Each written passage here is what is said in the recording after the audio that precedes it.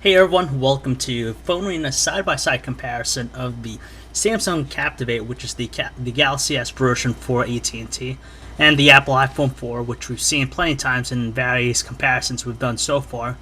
And these are both going to be two great smartphones available for AT&T customers. For the longest time, AT&T offered a lot of mid-range Android offerings, but as we've seen in our Samsung Captivate review, the Captivate is one compelling Android device that could sway customers to side with it. But then again, you have the Apple iPhone 4, which proves itself to be a compelling device in various aspects, so we'll check them out and see how they stack up against one another. Now, between the two handsets, it's obvious that the iPhone 4 has a somewhat premium feel to it just because of the type of material that they decided to go with. You have the glass-like front and also on the back, sandwiched together with the stainless steel brush band, while on the Captivate, it's primarily made out of plastic, but it's durable enough to withstand some punishment, and there's a level of premium feel with the carbon fiber pattern metallic back cover. They're both very thin and streamlined. The iPhone 4 comes in at 0.37 inches thick, where the Captivate is coming in at 0.4 inches thick. When you think about the massive 4-inch display it's packing, it's very compelling, and at the same time, it's even more lightweight than the iPhone 4. Just because the choice of materials they decided to go with. As far as durability, we actually accidentally dropped both handsets with the iPhone 4 from a height of 4 feet, and the only damage done to it was just some minor blemishes to the casing right there and also down here. So we're really surprised that the screen didn't crack. And for the Captivate, we also accidentally dropped it, and the only blemish it had was just the one up here on the top left-hand side. But we'd imagine that if you drop seeing that the iPhone 4 is a little bit heavier, we'd imagine that the glass might probably break from a good distance. And we feel like the Captivate offers a better durability against some extreme situations. As much as touch-sensitive buttons might be considered as a luxury nowadays, we just still happen to find ourselves accidentally pressing the ones on the Captivate, but there's a decent amount of spacing between the bottom of the touchscreen and the touch-sensitive buttons to minimize that effect. That's why we still like the single tactile responsive button on the iPhone 4. The same applies to the other buttons on the handset. We just find the iPhone 4's buttons to be a little bit more well-sized and also responsive, especially the dedicated power buttons. It's just a lot easier on the iPhone 4. On the top, you have just the 3.5mm headset jacks on both, and on the Captivate, you have the sliding mechanism here that uncovers the micro USB port for charging, while on the iPhone 4, it's the charging port can be found at the bottom with the speakerphone, and also the speakerphone is found on the back for the Captivate. They both offer 5-megapixel autofocus cameras, but as you notice, the iPhone 4 does offer a flash, and it's lacking on the Captivate. Finally, there's also the front-facing camera. There's nothing on the Captivate with that. They both offer 16GB of storage options, but there's a 32GB version with the iPhone 4. But you could always supplement the storage on the Captivate thanks to a micro SD card slot. And finally, you have a removable battery with the Captivate. The true battle between both handsets can actually be found in the display technologies each one employs. On the iPhone 4, it's a 3.5-inch Retina display, which has a resolution of 640 by 960 and support for 16.7 million colors. And on the Captivate, it actually has a 4-inch Super AMOLED display, which has WVGA resolution 480 by 800 and support for 16.7 million colors. The Captivate obviously has better contrast ratios as it's able to display pure black a lot better than the iPhone 4, but sometimes colors could be a little bit too overly saturated. The iPhone 4 has it as far as detail goes. It's able to show even the tiniest of text a lot better than the Captivate. You can definitely see it in the web browser. I'll show you right here on our site. So if we zoom in here, from a zoomed out view, the iPhone 4, you could still kind of read out the text versus the garbled looking ones on the Captivate. If we zoom in to a specific area, you could still tell the difference, that the text is a little bit more legible, a little bit more sharp than the Captivate. And finally, the biggest thing that you'll notice is the colors. It's a little bit more natural looking on the iPhone 4. As you can tell, the background here, the white, or it's usually white on the outside the text cortex area.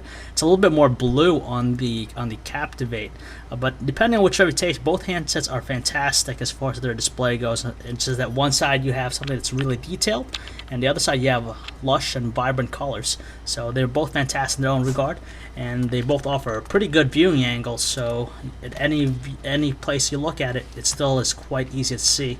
And when you take it outdoors in direct sunlight, even though both handsets do fairly well, we still find that the iPhone 4 still is able to display it a lot better. We've seen already in the previous comparisons that how well the iPhone 4 is able to navigate about the platform, thanks to the Apple A4 processor that's presumably clocked in at 1 gigahertz. So it just makes everything fly really quick, and it has some fluid motions when you're running different applications.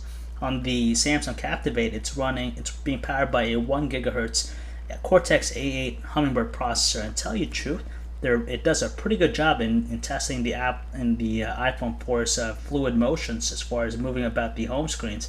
You definitely like it, and you also see it in the other aspects of the phone as you're launching different applications. It just does it so quickly and so smoothly. It does give the iPhone 4 a run for its money in the speed department. But there's various things different about both platforms. You have TouchWiz running on top of Android 2.1 on the Captivate, which does offer for some interesting things such as social networking integration, and just looks a lot better as far as the presentation goes over the iPhone 4. It just lacks those type of features, so definitely if you're more about personalization, the Captivate's going to offer a better experience. But the iPhone 4 is straightforward, simple, and very quick, so it proves to be a very appealing thing to a lot of people in that regard. But in any case, both handsets offer their strengths and their weaknesses. For the longest time, we commented how well the music player interface looks on the Apple iPhone versus any other handset, just because CoverFlow does a great job in providing a great experience as far as browsing through your music with CoverFlow and its 3D-like effects. But the Captivate actually offers a decent offering as far as interface goes. We like the fact that it has somewhat of a similar look to it as you're moving about different albums. But if you put it in portrait view, you get kind of the same thing. You just get treated to the album covers. But we find that the Captivate offers a lot more things, such as different equalizer options and even a visualization to run on the screen. So it has a slightly different approach than the iPhone 4. Both handsets offer a fantastic web browsing experience as they're both quite responsive and accurate. You have multi-touch to zoom in, zoom out. You can also double tap to accomplish the same thing. And kinetic scrolling is pretty smooth on the handset, and we didn't have any problems with either phones. The iPhone does produce a little bit more detailed text just because of the higher resolution it offers. But the Captivate has things enabled such as flashlight, so it does give you somewhat that true desktop-like experience. Both handsets offer a 5 megapixel auto-focusing camera, but the iPhone 4 produced stellar photos over the Captivate. As you can see here in just this image alone, you can notice that the colors were a lot more natural looking on the iPhone 4 versus the Captivate. On top of that, there's a lot more detail as well to it. Indoor shots were definitely better on the iPhone 4 just because it included a flash. It's lacking on the Samsung Captivate. Even outdoor shots, even though the Captivate did a little bit better than indoor, the iPhone 4 still produced better images overall. Both handsets offer 720p video recording, and they both look quite stellar. On top, we have the iPhone 4 at the bottom, the Captivate. The iPhone 4 has a capture rate of 30 frames per second, where on the Captivate it's 29 frames per second. And you can tell there's just a slight jerkiness to the Captivate, but it's not deal breaking. So both handsets offer a great experience as far as video recording. The iPhone 4 did have a tendency to change white balances during continuous shooting, where the Captivate just remained steady at all times. Calling quality was average at best on both handsets, but they're still more than tolerable to make out. On the Captivate, voices did sound somewhat muffled through the earpiece, while on the iPhone 4 there's a static sound in the background through the earpiece. The Captivate actually offered a better experience as far as the speakerphone is concerned. It produced stronger tones versus the weaker ones with the iPhone 4. But as we said, it's pretty much going to be average, and most people will probably get by using either handsets to make phone calls. In pretty much all the comparisons we've done with the iPhone 4, we kept on seeing how it excelled in battery life over the competition. But thankfully now, we can say that the Captivate offers a decent challenge to the iPhone 4 in this category. We actually set both handsets on normal automatic brightness and used them normally for a period of 1 day, and we just noticed that the Captivate offered a better experience, longer battery life than the iPhone. We actually got a day and a half's usage out of it versus the 1 day on the iPhone 4. So we're happy to say that the Captivate lives up to supplanting the iPhone 4 in the battery life category. AT&T customers definitely have a lot to think about as far as their next smartphone purchase. We just checked out and saw how the Captivate is one compelling Android device that definitely is light years ahead beyond all the other offerings we've seen thus far on AT&T's lineup.